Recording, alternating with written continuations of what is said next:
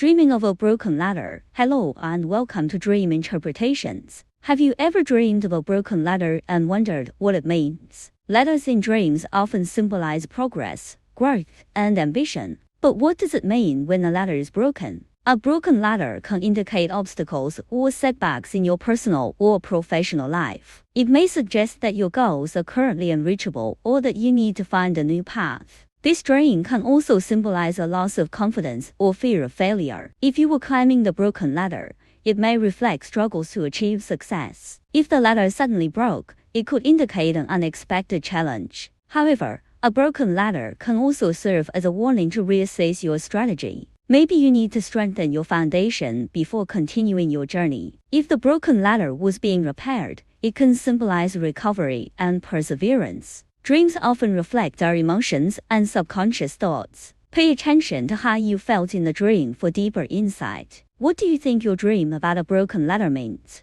Let us know in the comments below. Don't forget to like and subscribe for more.